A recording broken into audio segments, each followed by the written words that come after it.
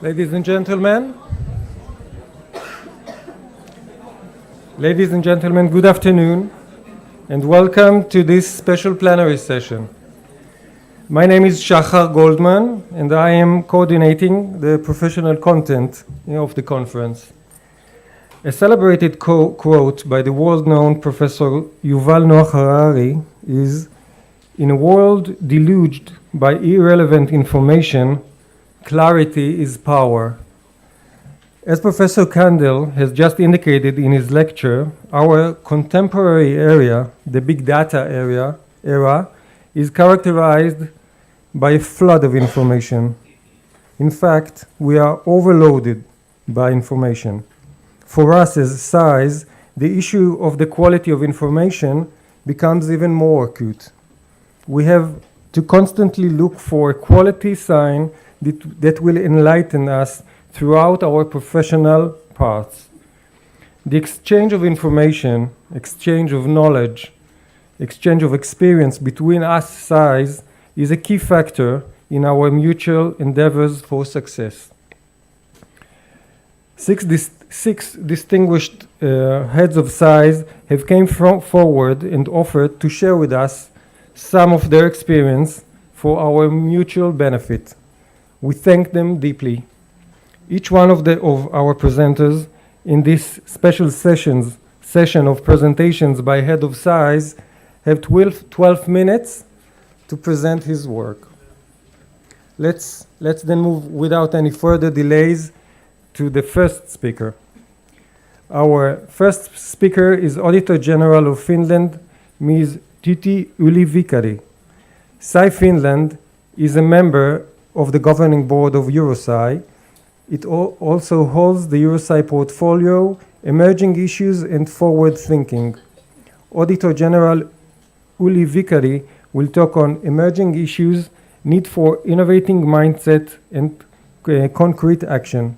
Please welcome the Auditor General of Finland.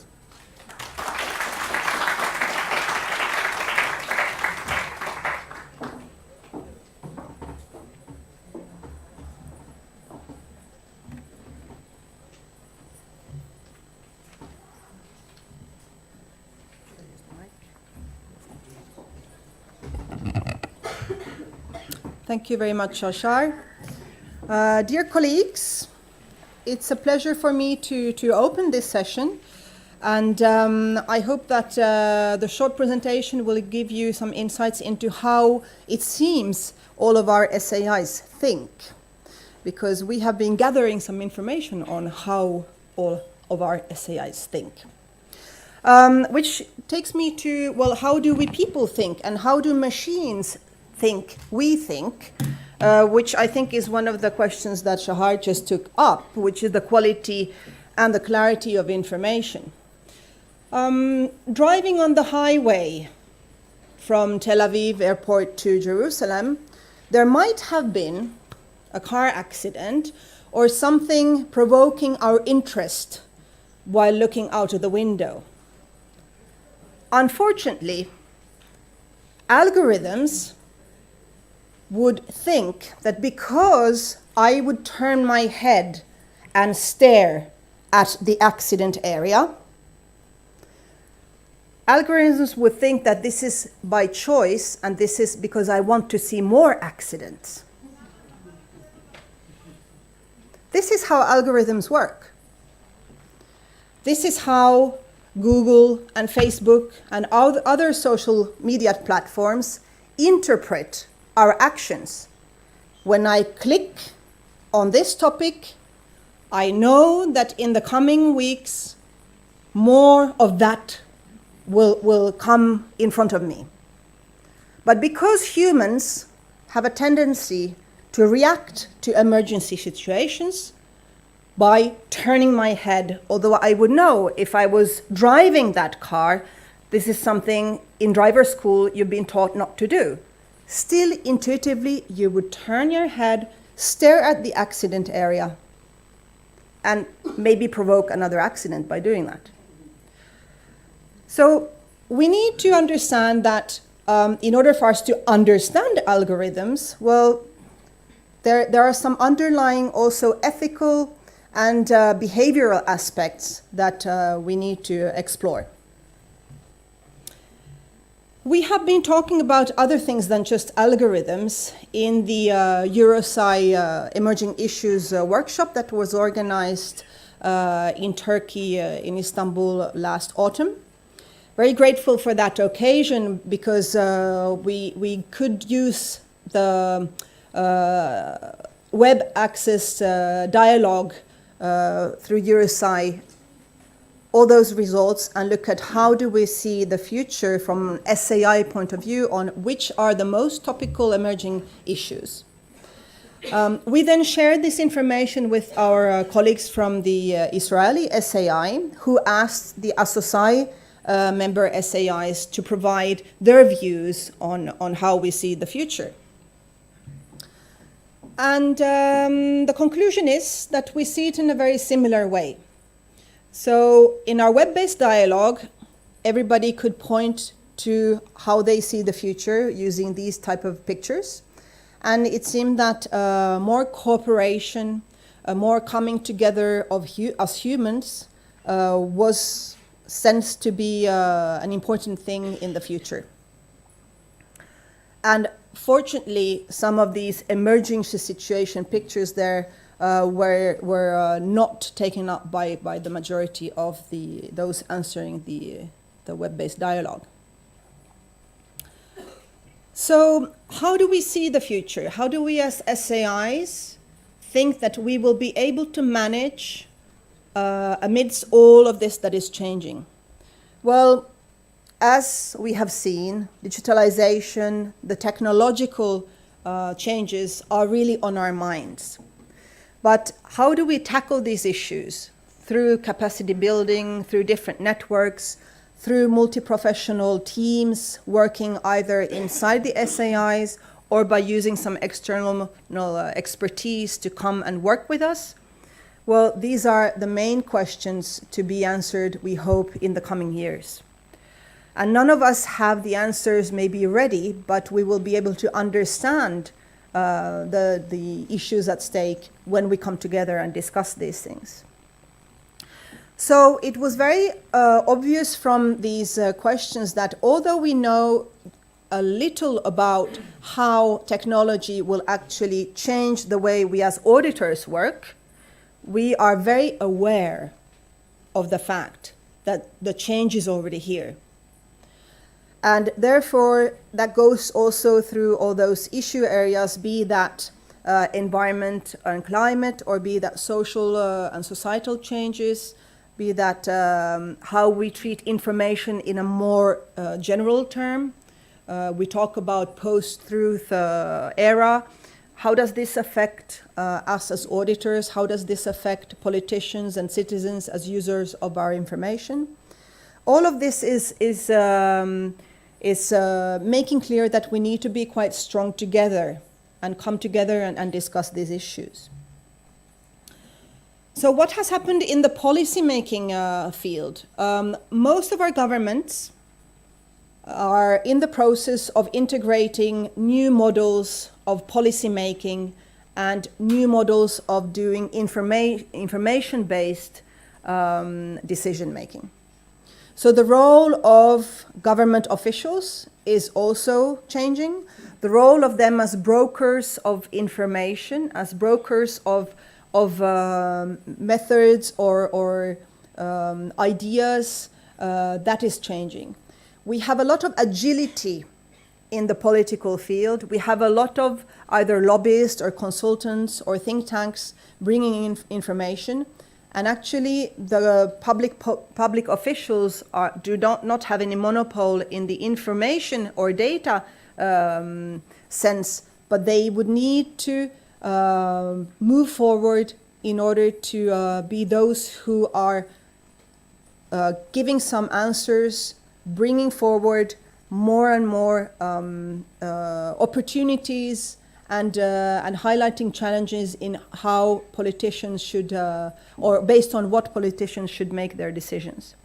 And this, of course, also the way of decision making, the way of political or policy making and planning of policy areas, that is changing our work as auditors. So if we see that the government as such is using extensive networks, is doing participatory or co-creation for public policy, well, how do we audit that? How do we know if we're talking about experimental policies, experimental culture, how do we know what the impact of the use of public money is? Those things are challenged, but in one way, it also means that the timeliness and the time when auditors should be looking at these areas is changing.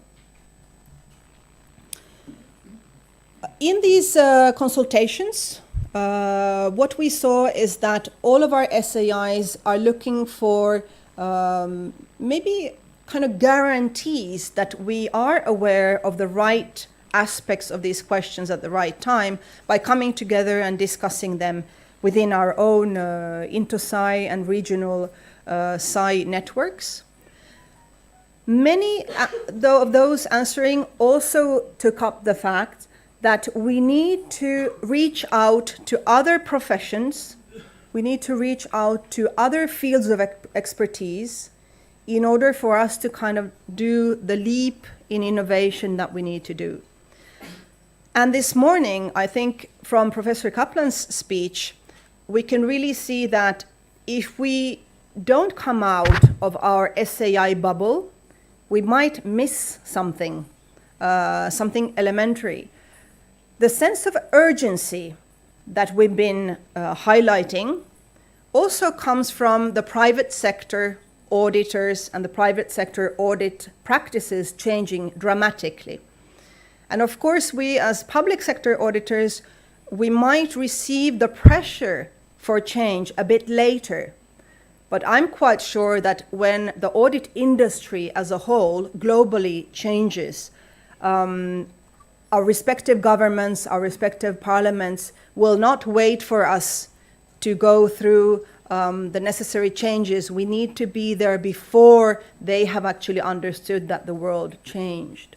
So anticipation, more bringing in the expertise from the outside is something that might help us in achieving and in succeeding in the change that's inherent for the SAIs as well. So some of these areas came up within the workshops that we organized. It highlights the need to have a platform for exchanging views. So as President Kala took up this morning, EUROSAI is working a lot on this domain of sharing of expertise, of sharing of results. But moreover, I'm quite sure that we will need to also share our experience and our methodologies with a wider professional ground. So on those thoughts, whereas we know that we will always turn our head when there's something in the sidelines or our vision changing, what's interesting is that we can also learn about our own behavior. We can learn, we can understand why we do this, and we might be able to bring this up in our audits as well. And so I'll finish up by quoting Cathy O'Neill, who's written a book on algorithms and the power of algorithms. It's called The Weapons of Math Destruction in 2016. And she goes into quite good details about cases where we are shown that policymakers, in her case in the United States, because that's the data she's been analyzing, policymakers, when using algorithms in their work, they make choices on where our attention is taken to. So it's up to humans also in programming the algorithms to decide whether every time there's an accident on the side road, we will be staring at it, or if our attention should be focused on the road ahead of us or some other issues in the vicinity. She also said that trust is hard to quantify mathematically. We as auditors, we are in the trust business. And although we are facing lots of technological challenges, well, we shouldn't just trust that mathematical or statistical or other scientific models will bring the answers. We will need those models to feed into our own comprehension, but we need to have a discussion, a debate on the ethics of these changes that we're discussing. An algorithm can be both well calibrated and unfair. This means that in order to build trust, we cannot just focus on calibrating the algorithms and telling and teaching the algorithms, don't watch the sidelight accident, focus on these topics here. We also need to think of the ethical side of things, and in a lot of our policy makings, that's going to be really the key issue in bringing trust to our citizens while we're trying to take this digital divide in a successful form. So thank you very much.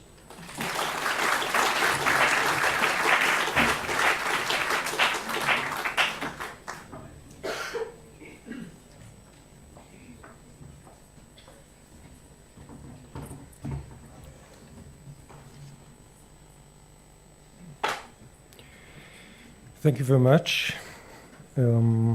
Next on our distinguished list of presenters is the President of the Portuguese Court of Auditors, Mr. Vitor Caldeira. SAI Portugal is an observer of EUROSAI Governing Board. President Caldeira will talk to us on how are we dealing with ethics in a digital world. Please welcome.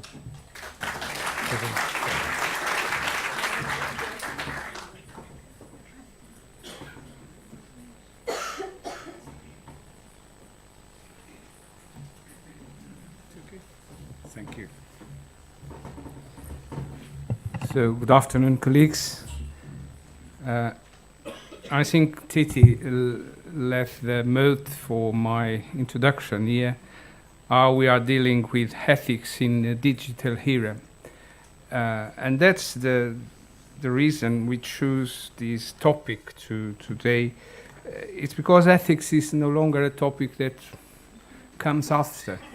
We are no longer facing a long-term issue. Ethics is not changing every decade. No, it should come ahead of the problems. It should be within the change we are facing. There is a Portuguese poet, Camões, that said in the 16th century that all times are made by change, and that makes everything getting new qualities. So the point here is how can we address the new qualities that change is bringing to us. So the question is how to embrace the opportunities that are offered by the new technologies while ensuring the sound regulation on one side, but also the inclusiveness of the innovation, safeguarding those fundamental principles of fairness and integrity, privacy and transparency. So raising awareness for the complexity this brings to the Supreme Audit institutions is a point I would like to share with you today, not only as President of a Supreme Audit institution, but also in my capacity of Chair of the Task Force on Audit and Ethics of EUROSAI. So what are the challenges we are facing in the field of ethics in this framework of the digitalization? In my view, we are dealing with a double-edged sword. On one hand, we can perceive the great potential of the new technologies. We have seen this morning already, and the information technologies networks can bring to us to prevent and to detect misbehaviors, ethical misbehaviors, fraud, corruption, etc. But on the other hand, there are significant and diverse perils that lie ahead, or to be more precise, they are already there today. As such, I think our institutions must address within their governance priorities the need to achieve the right balance between capturing the upside of the digital revolution while mitigating its downside risks. The fact that we are here today, our international communities from EUROSAI and ASOSAI together, should be an opportunity for us to foster our cooperation in this field. But what kind of technology are we talking about here? I would say that first, we are dealing with those things we do every time and then. Probably some of you are already now sending a LinkedIn tweet or a Twitter or something to someone. So social media, Facebook, Twitter, LinkedIn, Instagram, all those networks alike, they raise a handful of integrity-related issues, mainly centered in the balance between privacy and transparency. As far as our institutions are concerned, the right balance between the freedom of speech and the ethical duties derived from the profession. But secondly, the emerging of disruptive technologies. Blockchain is one of that. Algorithms we have talked about already today, machine learning, big data, artificial intelligence, all these will create unprecedented risks for the Supreme Audit institutions. But I think they provide us with all great opportunities for the successful functioning of our societies, our governments. And here I mean not only efficient, effective governance, I mean ethical governance. And we need to bring this in.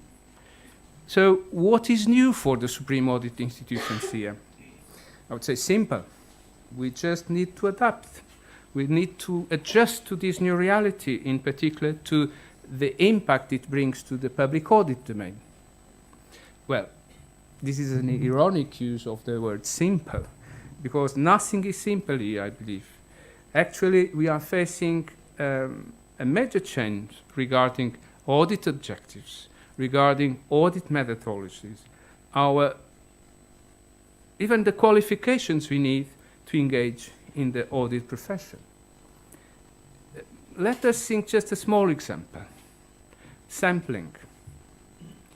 Do you still need to do sampling at the time when I can have IT capabilities that allow me to look on 100% of the entity's transactions? Do we need financial auditors in the future? So otherwise, using artificial intelligence, robotic systems, of course they will interface with the other entities, the audited entity systems, and they will bring to us as auditors all the data compiled automatically. So do you need an auditor? Before we need some auditors during some months to do the job. And other areas where such technologies may introduce efficiencies will also clearly impact our work. Look on physical inventories, for instance. That will change.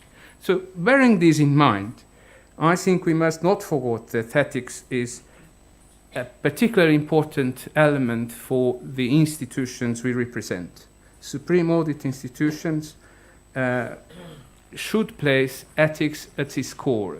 If you recall the Code of Ethics of EUROSAI, ESI 30, this is considered as a prerequisite for a effective functioning SAI.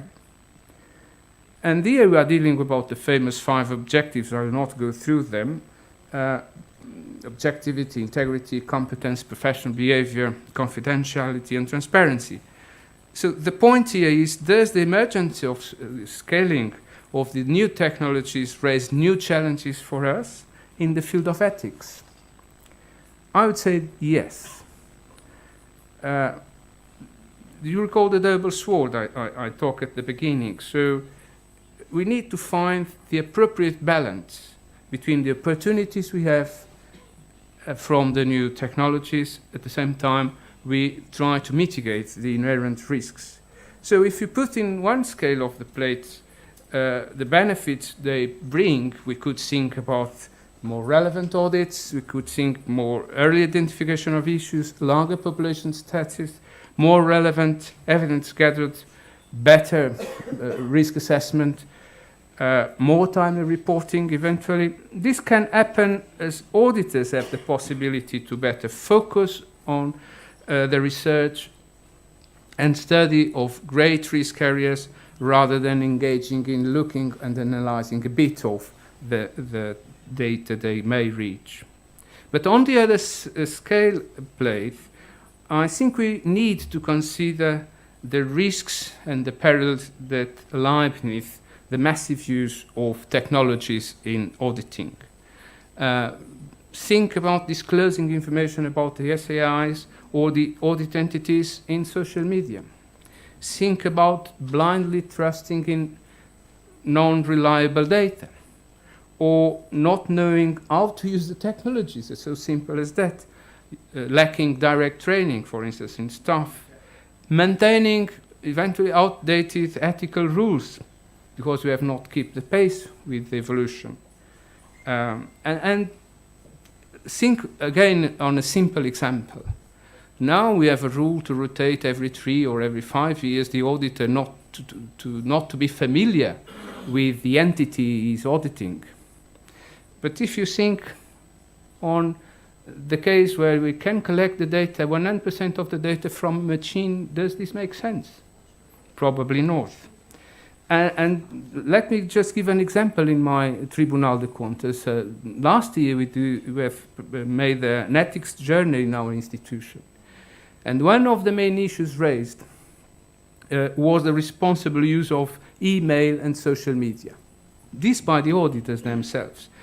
And they urged the management of the institution to provide guidance on this matter. They feel the need for having clear guidance on how to behave here using new technologies. And this they urge the leadership to provide to them. So this leads me to the next questions. What can we do to embrace the challenges we face? I think we need to consider 3 major tools. First, educating and training. Education and training is critical if you want to keep up to date with the novelties and developments that are relevant for the health profession, linked to the use of the new technologies. This is key to anticipate the risks, but also to maintain inclusiveness of those working for the institution. One of the risks we have, and I have only 2 minutes, is that we divide the staff in our institutions. We need also to deal with competence. We need to reinterpret the values on the basis of which we work. We need to address confidentiality. And here clearly the EUROSAI community is ahead of the private sector because we have been able, when discussing ESAI 30, to make the balance between confidentiality and transparency. And our value is a single one, contrary to what happens in the private sector. And finally, independence. Independence, I think, is key if you want to benefit from all the e-government investments and accomplishments. Is critical for us to cooperate closely and without complexes with the entities that are under our control or jurisdictions. So we have a triangle here: ethics, new technologies, audit, that the international community of SAIs needs to take seriously and consider to make them as high priorities in their management agendas, looking whether we need specific guidance or how we can share best practices among us. So let me to conclude by sharing with you a last thought. I have no concrete answer to it, but I believe we need to consider also whether these sensitive questions are affecting the overall framework of EUROSAI professional pronouncements. I think we may need to consider in the next future this item in particular in the framework of the EUROSAI pronouncement. Thank you very much for your kind attention and apologies for the time. Thank you.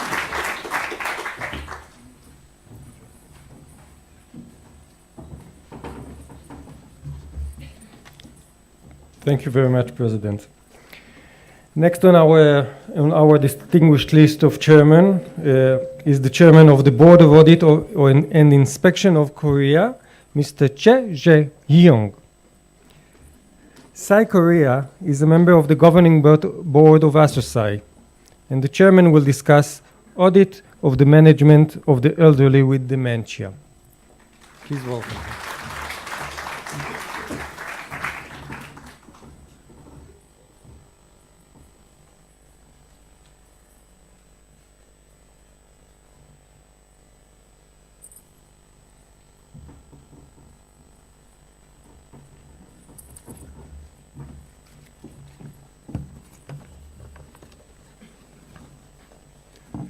Good afternoon. Mr. Joseph Chaim Shapira, President of the State Comptroller and Ombudsman of Israel, and Mr. Miloslav Kala, First Vice President of EUROSAI and President of SAI of Czech Republic, and Mr. Duan Xuantien, Chair of ASOSAI, and Ms. Maria de la Fuente, Secretary General of EUROSAI and President of SAI of Spain, distinguished delegates of ASOSAI and EUROSAI. I'm truly glad to meet you all. Today, I will share with you the audit experience of the BAI on Korea's aging population issue. This is relevant as population aging is an emerging social issue across both Asia and Europe. To be more specific, I'll talk about Korea's national dementia management system, followed by why the BAI chose to conduct the audit, how the audit was designed, and what the findings were. As of August 2017, Korea became an aged society with 14% of its population aged over 65. What's more, Korea is aging 4 times faster than the average speed of other OECD countries. In Korea, the growing number of dementia patients is surfacing as a national issue. As of 2015, the number of dementia patients aged over 65 was 648,000. It is estimated that the number will jump to 2.7 million, and medical expenses for dementia will increase to $106.5 billion by 2050. Dementia is a broad category of symptoms associated with the decline in the ability to think and memorize. It is not a disease, but a chronic symptom requiring lifelong active treatment. Dementia patients are likely to face financial burden from extensive medical expenses and may become dependent on their families for care. It is becoming a social burden, and the government needs to play an active role in reducing it. I will now introduce the State Responsibility Initiative for Dementia, which is to provide detection, treatment, and follow-up care service, and to reduce the burden of patients by illustrating how the National Dementia Management System works step by step in real life. As per the Dementia Management Act, Koreans over 60 are provided with a screen test for dementia. If you are suspected of dementia, you will be directed to a dementia center in your town for customized services such as counseling, further tests, and medical expense support services. When diagnosed, you will be registered as a dementia patient for necessary treatment at a dementia-friendly hospital. If you need extra care at a senior care facility, it is also possible with a variety of options. For instance, day or night care or short-term intensive care. The families of dementia patients can receive counseling services at centers on effective ways of nursing and caring. They can also request respite care service. The Health Ministry accepted the BAI's recommendations from the audit in 2017, and this became a springboard for the ministry to establish this meticulous national level management system. I will now brief you on BAI's audit of the National Dementia Management System. The BAI commissioned the National Institute of Dementia to conduct a study to see who were omitted from these policies, how prevalent the dementia was, and what caused it. The BAI then checked the effectiveness of the dementia management system and the sufficiency of the infrastructure for dementia patients. The BAI looked into 252 dementia centers to examine their works related to early detection, further workups, registration and management of dementia patients, and follow-up care, such as cognitive rehabilitation. The BAI evaluated the dementia center's performance on each of these works based on the following criteria. First, whether each stage of the management system, from early detection to follow-up, is operated effectively, and whether they are well interconnected. And second, whether the infrastructure for managing dementia patients is operated as per certain standards, and whether the existing infrastructure is effective. Now, let me talk about the audit results on the effectiveness of the National Dementia Management System. First, let's see if the system for early detection of dementia worked properly.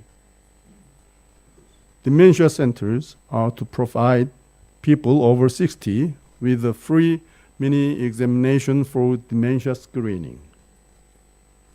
The BAI found that over the last 5 years, only 20% of people over 60 took the screening test, but that there was no plan devised to encourage more participation. And second, let me show you whether or not the registration and management of dementia patients were functioning properly. According to the Health Ministry, those diagnosed with dementia are supposed to be registered in the local health care system. The local dementia centers then provide those diagnosed with proper treatment and detect if anybody stopped treatment. The BAI found that the Health Ministry established neither legal basis nor system for connecting medical information of patients to the local healthcare information system of dementia centers. Not surprisingly, in 2016, only 52.4% of the diagnosed were registered in the local health care information system. Also, the absence of information connectedness left 75.4% of community health centers unable to manage those who discontinued treatment as there were no relevant records on them. Lastly, let's take a look at post-management programs like follow-up care and rehabilitation. While requiring dementia centers to provide cognitive rehabilitation services, the ministry did not set them up with the necessary human and material resources. Consequently, 73% of patients at the early or middle stages of dementia did not receive cognitive rehabilitation therapy, which is quite effective when combined with drug therapy.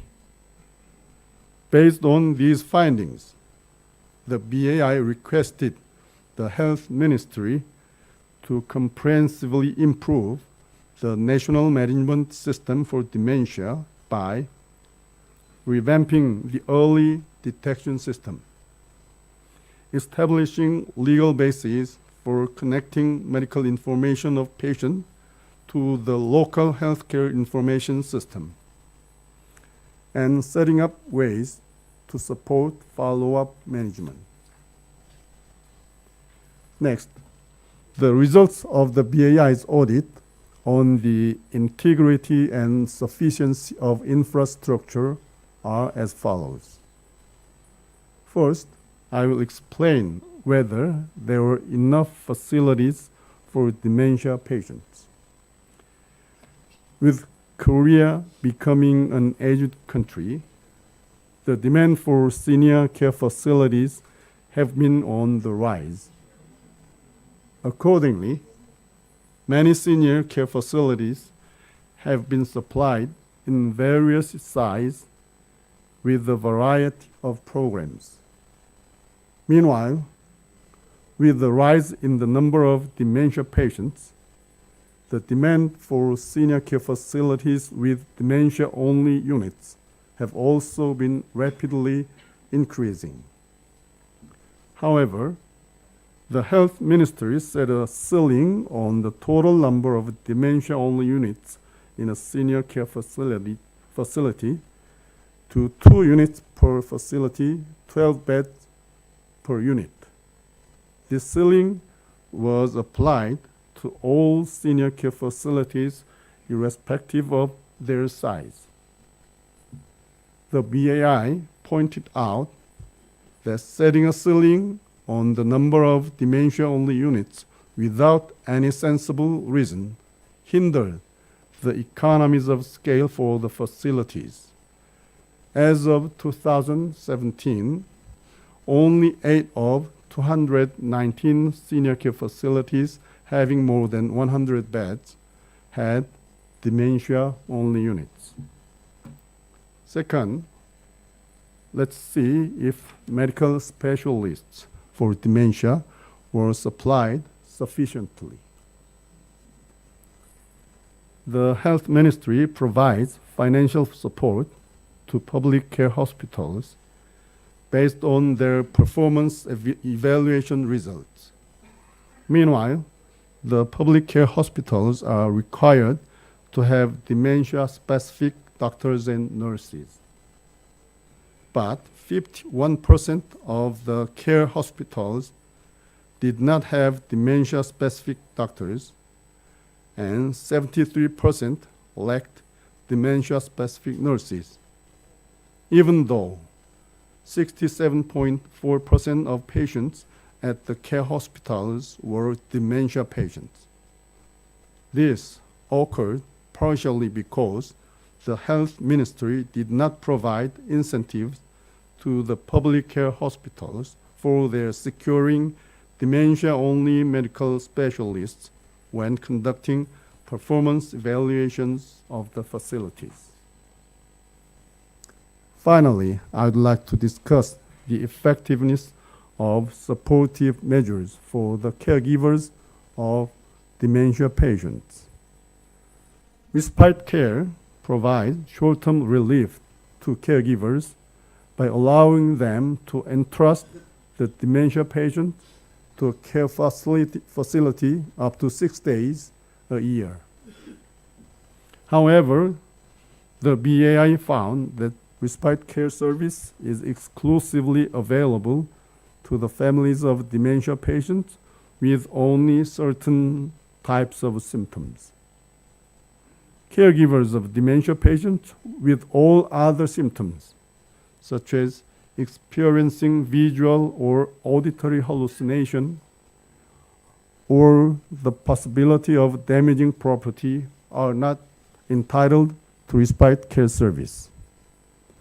The BAI pointed out that this irrational and unfair restriction should be lifted for all families of dementia patients. The BAI recommended the Ministry of Health and Welfare to establish a new guideline for dementia-only units in consideration of the size of each dementia care hospital. Boost the supply of medical specialists for dementia by providing incentives to hospitals and facilities on securing dementia-only specialists, and improve respite care to be more effective for caregivers.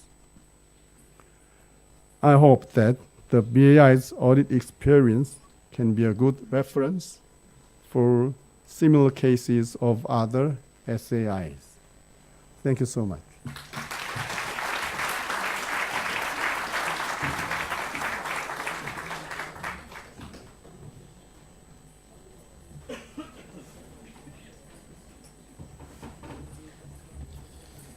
Thank you, sir.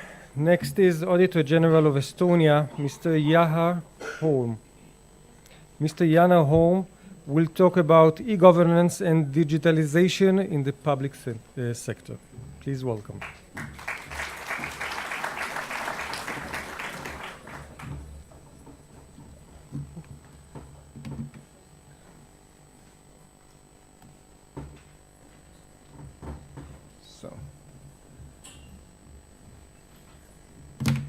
So, dear colleagues, Mr. Shapira, dear Israeli colleagues, thank you for organizing such an important event. It gives possibility to share and to give some thoughts not only to my European colleagues, but get and share experiences also with Asian colleagues. Digitalization, robotization, advanced data analytics. This is really top priority for future priority for SAIs, and I want to share things that Estonia has done. The development of e-governance has been a goal for Estonian public sector for a few decades. So if we speak here about emerging issues, I would say that for us, and I think also for you, it is already emerged issue. In digitalization is here, future is already here. And these changes, at least for us in Estonia, have brought many challenges and new risks, but also helped to make the work more efficient and effective. Vision of National Audit Offices Estonia has been that Supreme Audit Institution should be the forefront and benefit from the wind of change. To give the context, I will show you a little video of how public services and information exchange between public authorities and citizens in the Estonia public sector has evolved, and what is the present situation. It takes 3 minutes.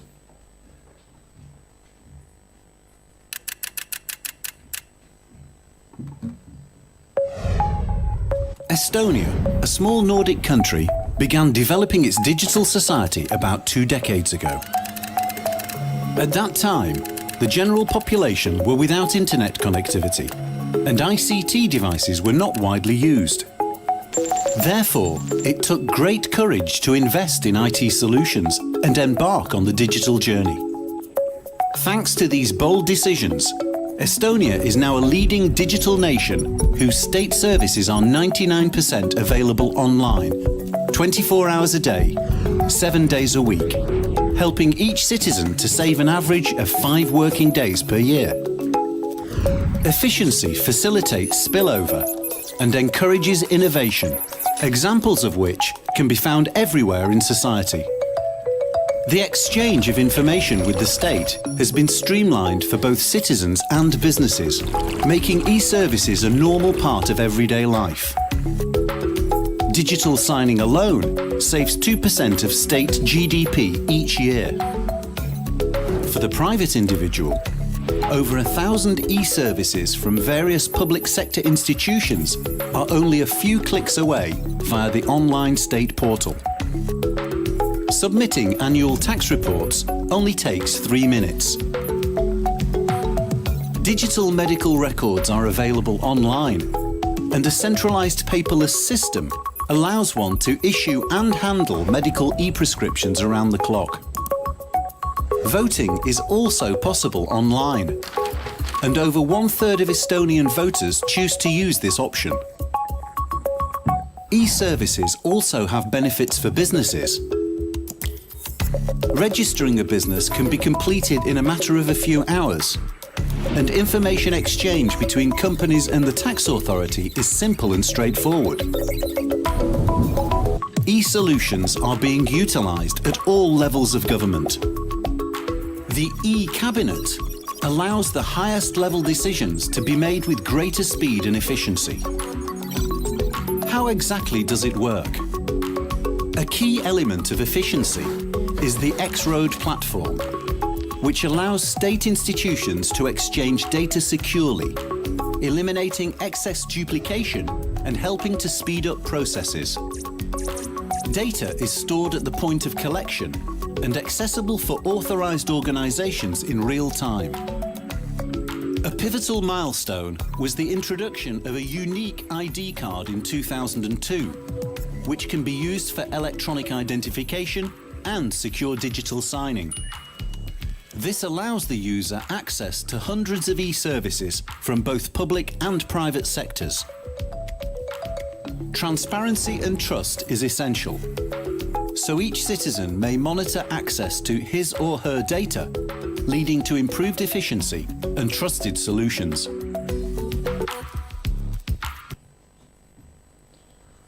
So, to sum up the video, people trust e-solutions in Estonia, which means that these solutions are really widely used. The exchange of information between the state, the citizens, and state, the businesses, as well as between public authorities, is digital, and almost all state services are available online 24 hours 7. Only marriages, divorces, and real estate transactions are impossible online. I hope it stays like that. People have to move also to do important transactions. As I said, these developments have also brought a lot of challenges to the National Audit Office of Estonia, but also benefits and opportunities. Firstly, about challenges. Totally new risks and need for new skills are on the table of a National Audit Office of Estonia. What are these new risks? As almost all information is kept digitally, the security and safety issues are the key question.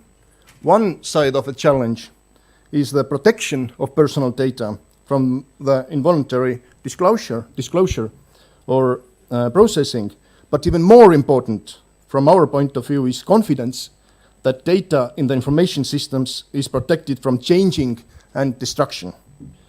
Auditors must be able to assess such risks when conducting the audits of our processes and e-services. Assessment of reliability of the auditee's information technology system is part of our audits. More new risks. ethical questions were mentioned by Mr. Caldera. Ethics is limit because there is so much data, it is always possible to do more than ethics allows.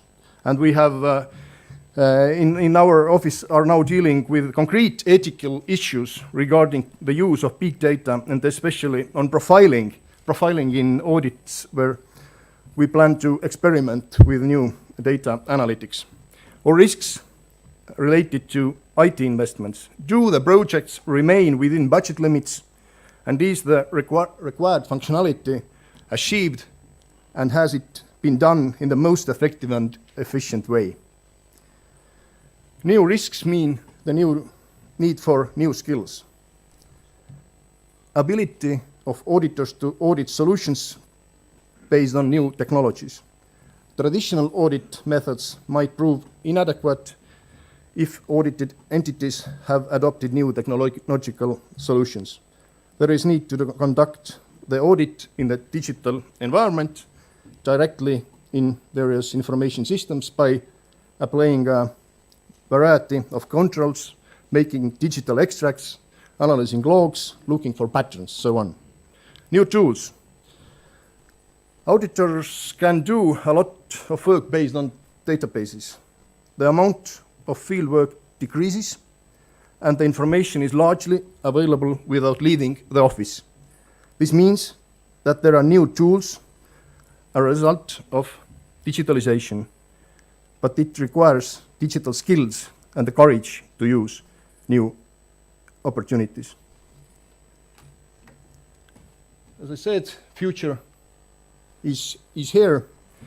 The digitalization and introduction of new technologies has become a horizontal topic for us in our audit office. We have recognized it by looking at IT aspects in nearly every audit we conduct. But there are more and more audits in the audit plan that relate directly on e-governance. You can see some of them here, not all.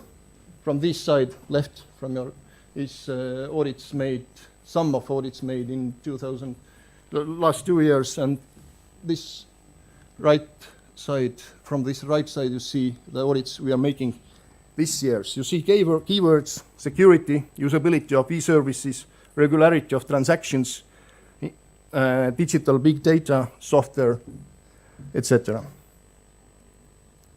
Previous was about challenges, now about benefits. New technology gives easy and fast access to the information without leaving the office. Easy and fast access means efficiency gains. I can mention paperless auditing, access to information via internet, but also ecological aspects. New technologies provide an opportunity to increase the impact of audits. Visualization and ICT tools make it possible to create more understandable reports. It is possible to create visual stories in these reports, and even more to create digital tools for auditees as a side result of the audit. And there is great opportunity to make more and more sophisticated analysis with the skillful use of big data. Next, I will give you some examples how we try to use these opportunities. You can imagine this is auditor sitting in his or her, in Estonia mostly her, office, and he can do, this financial auditor can do almost all her work in office. These mentioned around auditor are databases, the central is accounting software, and all these information systems provide information what is needed to make financial audits. And the actual field work is needed on very, very rare occasions. For example, inventory cases sometimes they need to go in field, or if we control or auditing intelligence or defense agencies. And I dare to make a statement that the role of humans in financial audit will be reduced to a minimum. I agree with Mr. Caldeira. In the not very far future, with the development of digitalization and ICT and e-governance. Some examples of making reports more understandable and usable. We made a tool. We made an audit about the condition of municipalities' facilities related to performance of statutory tasks and related investment decisions. We used combined data from various existing digital databases, and we got a really good overview of a condition of buildings and facilities all over Estonia, and found that it is not worth presenting only as a descriptive story or simply as a PDF format map. We formed such tool for auditees, for citizens, in cooperation with Statistics Estonia, where everybody can see very specifically municipalities, the situation of service. This map shows the condition of kindergarten buildings in near of the capital of Estonia. White means that things are quite good. Unfortunately, mostly things are not very good because color is purple. A similar example is in next slide. We have a lot of such kind of maps in our audit reports to show, visualize the results of our audits. This shows the availability of unemployment insurance fund services by region. And last thing, how to be part of prevention of the problems. We prepared with the Chancellor of Justice state charter, and this is based on the need to have proper criteria for auditing and good guidelines for public sector. The charter also allows each agency to review their operations easily and systematically, and to set clear and easy to measure goals to the establishment of administrative procedures that are more focused on citizens. So we try to prevent the problems also, and this is the document we made for that. And I was rather practical and operational today, but the impact of digitalization and the introduction of new technology is much wider, especially at the strategic level. I will end soon. Digitalization of governance information makes data accessible and makes governance more transparent. The media and the citizens have access to information that was previously accessible only to the government or supreme audit institution. It is no longer necessary for a supreme audit institution to deal with everything. The disclosure of data is the greatest ally for the supreme audit institution. And second and last point, the speed of information processing and the availability of information makes the government's decision-making process much, much faster. This means that supreme audit institutions must also work faster and more efficiently. I have worked in Estonian National Audit Office only for a year, and I dare to say that working methods of Estonian National Audit Office are too slow and the results come too late. Life is moving faster, and I feel that our audit office must adapt to this so that our important function is not marginalized. But that's another story for next time when I have time. Thank you.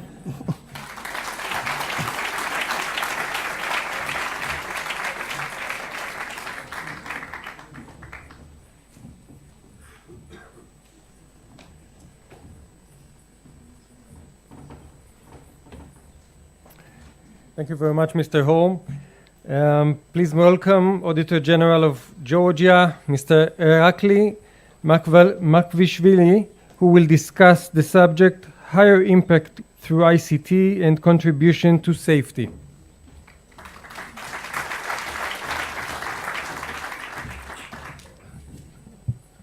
Thank you very much. Good afternoon, dear ladies and gentlemen, distinguished colleagues, dear friends. As a responsible authority of the State Audit Office of Georgia, I'm extremely pleased to be attending the third EUROSAI ASOSAI joint conference. First of all, would like to thank organizers for this event, and especially the hosting SAI of Israel and its leader, chairman, state chairman, controller and ombudsman of Israel, Mr. Joseph Shapira, for this invaluable opportunity for experience sharing and establishing alliances. We are a relatively new management team, arrived to the office approximately a year ago, coming from the private sector, having background in banking and finance, basically. Used to work for international financial institutions such as IMF, EBRD, also were managers of the leading commercial banks as nationally as well as working for investment banks abroad. So, and I'm happy to present, give you a brief presentation on the impact. Sorry. Yes. So, high impact through ICT technologies and our contribution as auditors to global safety. In a continuously changing environment, what unites us is our pivotal role in responding proactively to emerging issues and challenges, including those related to our organizational efficiencies, IT security, and effective engagement of our stakeholders. In an attempt to address these challenges and achieve high impact, the new management of SAI Georgia has set a number of goals reflected in development strategy for the next few years until 2022. These goals respond to SAI PMF assessment results and are combined into 5 main directions. First is, of course, strengthening of independence and mandate, increasing impact through high-quality audit, which is fundamental dimension for us, enhancing the capacity of our employees, strengthening internal governance and effective engagement of our stakeholders. In a modern world, information technologies govern increasing number of processes. Even access to citizens and their involvement in public sector accountability, as well as more effective supervision by the Parliament, has become related to the way SAIs deliver and present information. In this context, we identified and launched 3 important products. First is Audit Recommendation Implementation System, which is our own product and I would say unique product.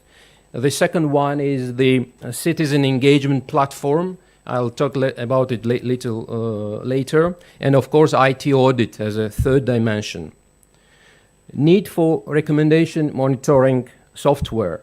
Issued recommendations are our main product. You may agree with this.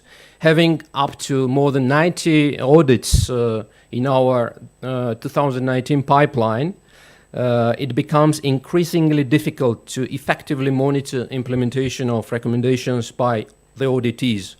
For instance, our financial audits cover approximately 90% of the consolidated budget, which is up to $5 billion approximately, and performance audits are diversified across 8 economic sectors. This results in a number of systemic recommendations which require focused and coordinated implementation of reforms in the public sector. Recommendations, engagement of stakeholders.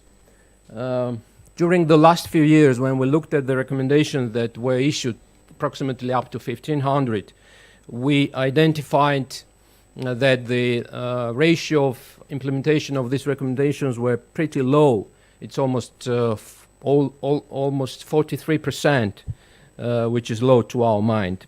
And the good news is for us, for the management, is that the last year that ratio has been improved from 43% to 60%, and that was based on very proactive engagement from our side and from the side of auditees. But however, of course, it still remained unsatisfactory for us. Having identified this challenge, we decided to develop an in-house IT solution which employs the principles of accountability triangle, it's below, when the SAI interacts with the government and the parliament above, uses SAI as the adequate tool for supervision to have an adequate supervision and insight on the government work. So, centered around effective communication, the software envisages online interaction with auditees and the parliament. Engaging the highest officials of executive branch, the system will allow the parliament to monitor the recommendation implementation process in real time in online regime. Going forward, what are the next steps for us is to incorporate qualitative and quantitative impact assessment of recommendations into the software and ensure better engagement of citizens through analytical outputs, including ranking of auditees by their performance. And I think when we publish the ranking of auditees, that would automatically increase the level of recommendations implementation. That's how we think. IT audit and addressing challenges in digitalization. As most governmental services become digitalized, the SAI of Georgia has established specialized IT division in 2016, and the IT Security Board just established last year. Although still young, the division has reached a notable progress with 5 dedicated audits already completed and another 3 in progress on the way. Sectorial audit departments also intensively involve IT auditors as they too face the digital demands in their audit work. For instance, 21 integrated IT audits have already been completed and a number of internal IT assessments have been performed. Having all basic infrastructure at hand, including dedicated data center, data analysis and IT security tools, our IT auditors are continuously deepening their expertise. And here, with the help of the World Bank, we are working very hard to expand on IT audit and expand the number of, increase the number of IT auditors, the qualified IT auditors in the future. All of these activities enable SAI to issue opinion and recommendations in important fields of digital public administration, such as the state pension, public debt, and procurement management systems, which bear high materiality for a country as small as Georgia. So we looked at the IT systems governing the pension systems, the government debt, the procurement system, which is fundamental and crucial for us. ICT tools for communication with citizens. The third important ICT tool, which SAI launched in 2017, is an analytical web platform budget monitor. This tool is dedicated to citizens and promotes better public scrutiny and transparency. Budget Monitor collects hundreds of our audit reports annually, expenditures of public agencies, municipal budgets, and over 400 state programs. It transforms sophisticated budgetary information to easy to interpret visualizations and allow citizens to approach the SAI with recommendations and suggestions. This platform, I'm happy to mention worth to mention that the platform is a holder of 2 international awards. First is Global Initiative for Fiscal Transparency, and the second is from the United Nations World Summit in Digital Innovations for Government and Citizen Engagement. That's the visual. And lastly, our contribution to safety via audits. Apart from information security and efficiency challenges, the global SAI community needs to address emerging issues related to environmental, infrastructural, food and human safety, which affect the citizens. To respond to United Nations Sustainable Development Goals, SAI of Georgia, we are participating in global and regional projects, including the parallel performance audit on preparedness for implementation of SDGs and Eastern Partnership project initiated by the German Agency for International Cooperation.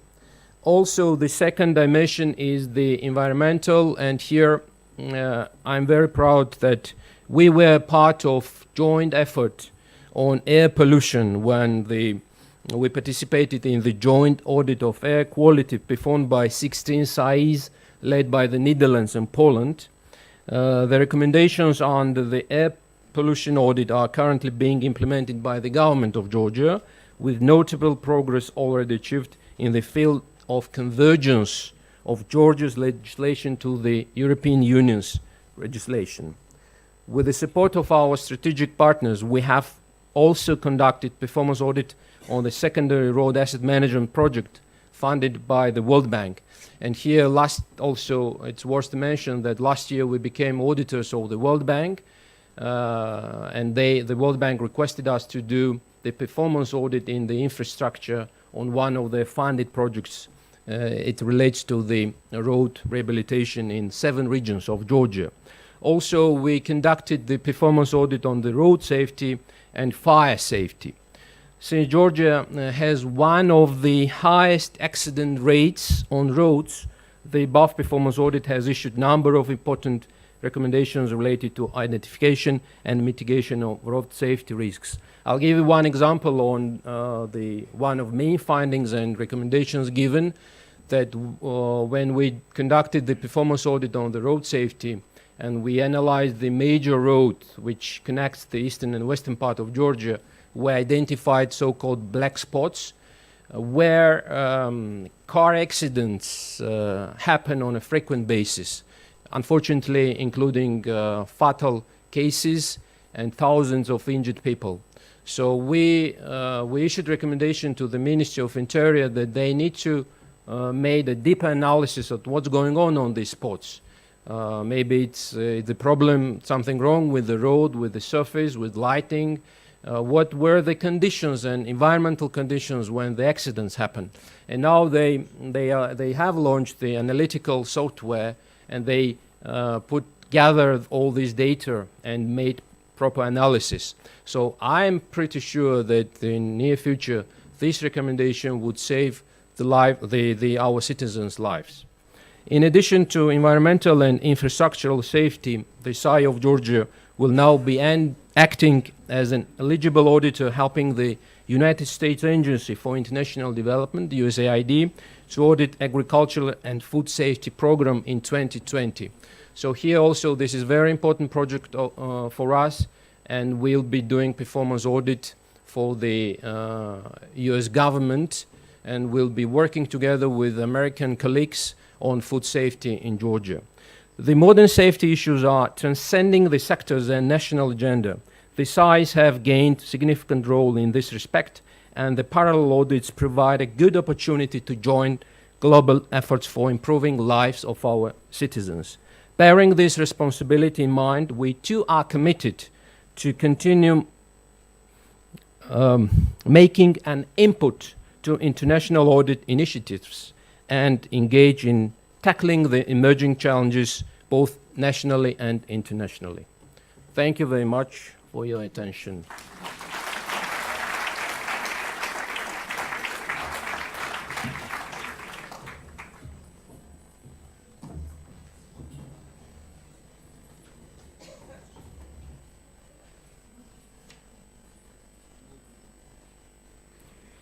Thank you very much, Mr. Mekavishvili. And last but not least, on our list of distinguished guests is Auditor General of the Republic of Lithuania, Dr. Arūnas Dorcas, who will speak on the subject. Lithuania is among the fastest shrinking countries in the world. Are we ready for challenges?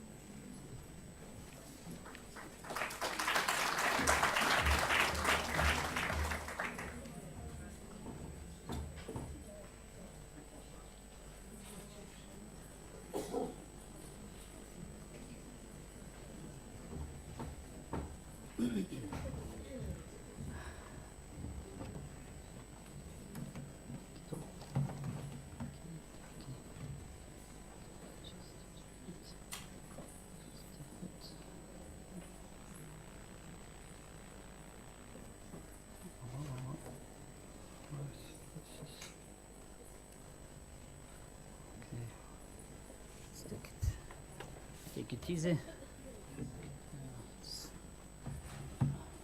My colleagues left for me 3 minutes. Thank you very much. Okay. Tsaharaim Tavim. Good afternoon. Shalom, dear colleagues. First of all, I would like to thank the host of our event, the State Comptroller and the Ombudsman of Israel, Judge Joseph Shapira, and his team for the initiative to discuss the future issues that are important to us, and of course to meet there in Jerusalem. Let's start with a very short story. It's 1865, April the 14th. It's evening in a theater. A man leans to his wife and whispers quietly, "How I would like to visit Jerusalem sometime." At the same moment, shot in the head by a killer, the man dies. These were the final man's words in his life. This was the last wish of Abraham Lincoln, President of the United States. Theodore Teddy Kollek, a former long-time mayor of Jerusalem, has said, "Lechol echad yeshtei arim balev, העיר שלו וירושלים." That means everyone has two cities, his and Jerusalem. It is therefore not surprising that all the mortals and the mighty of the world wish to come here. I come from Vilnius, from capital of Lithuania, which is known as Yerushalayim Delita, the Jerusalem of Lithuania, because it had always had a reputation of culture, knowledge, and for great Torah scholarship. Today I am happy, I am here. Fate gave me such an opportunity, which sometimes remains an unfulfilled wish of presidents. I am full of positive emotions because today is March the 11th, when my country, Lithuania, is celebrating the 29th anniversary of its independence.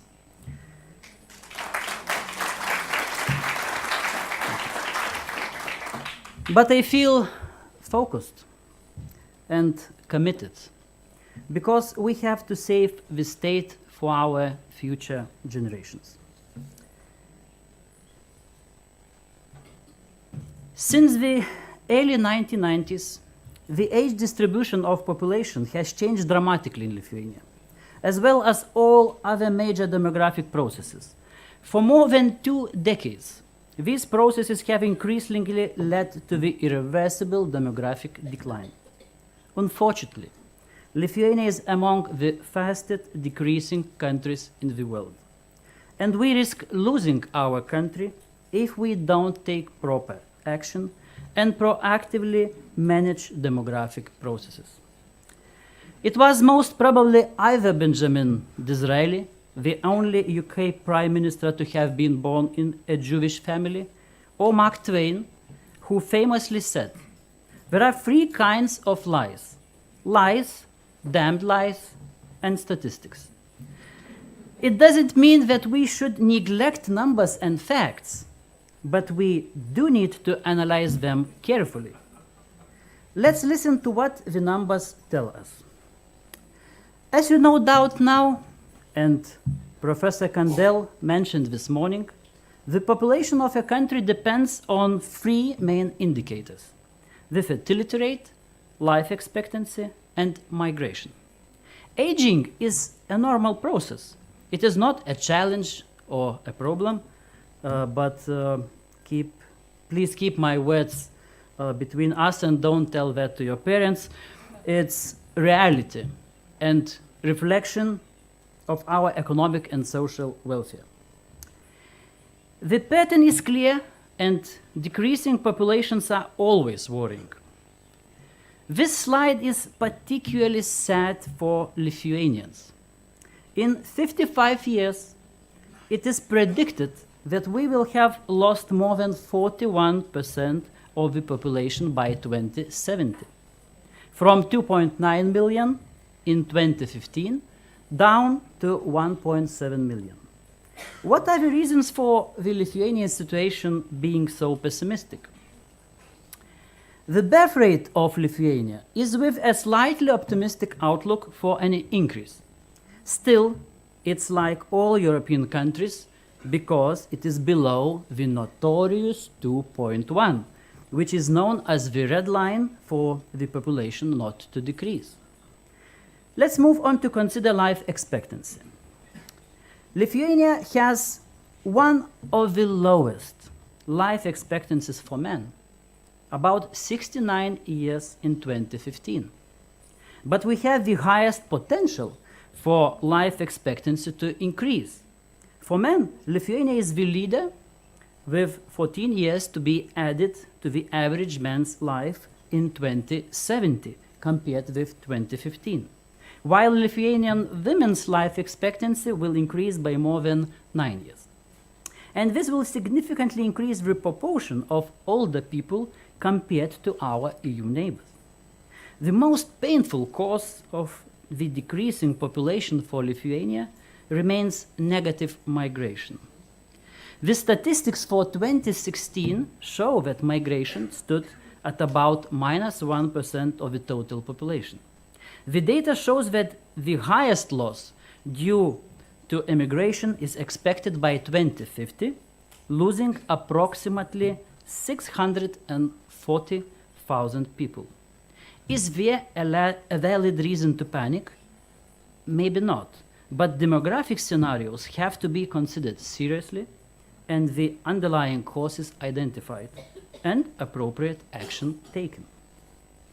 If we look at the structure of the population in 2025, for every 10 working people in the main working group of 20 to 64 years, we will have more than 4 elderly people. However, due to increased life expectancy, the 65+ group will begin to increase, adding an extra burden to the main working group. This group will most probably look for better social and economic conditions abroad in more developed economies, which will in turn disbalance the groups even more. This would lead to the situation that in 2060, for every 10 working people, there will be 7 elderly people to support. Fortunately, this will improve slightly after 2060. Back to the numbers. They lead us to the 3 key areas: the fertility rate, an increase in life expectancy, and negative migration. First of all, about the fertility rate. We must keep in mind the notorious 2.1, because any lower number means a decrease in the population. The increase in life expectancy and negative migration force us to take decisions right now to design and implement measures aimed to slow down forecasted trends. How do you imagine your old age? Like this? Or maybe like this? The choice is ours. What can we do? Each of us can do our bit to increase the population. I'm really happy to have 3 daughters. Katrina, Barbara, and Dita, and I am very grateful to my wife, Dalia. But making children happy requires responsibility, patience, and time. Material welfare is not the most important factor. So I think that 3 is much better than notorious 2.1. Increased life expectancy is linked to the healthcare system, geriatrics, and lifelong learning. Long-term healthcare will provide for people who are unable to work and those who will need care at home. Lifelong learning and retraining will allow seniors to work for a longer time, also provide them with additional income. Slowing down migration is not an easy task, but the winds of change are beginning to blow. The quality of life in Lithuania is increasing, and this is an objective and non-revitable process. And while this continues, we can encourage Lithuanians to return by offering them benefits they do not have abroad. Such trends are forecast in the scenarios of the 2050s. But we may strive for them to happen earlier. Immigration or positive migration from third countries offers potential for an increased labor force. The risk remains that if we are unable to provide adequate employment options for migrants, we may have additional social problems. But let's not dwell on the risks, but consider the challenges instead.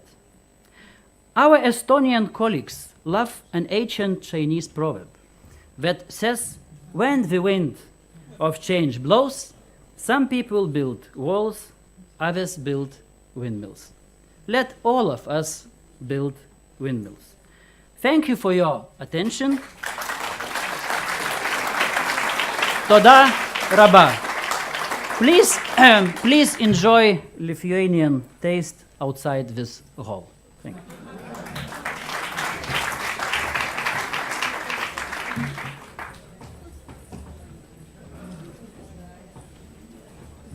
Thank you very much, Dr. Dilkis. It was a pleasure. With that, we conclude our special session, and thank you all.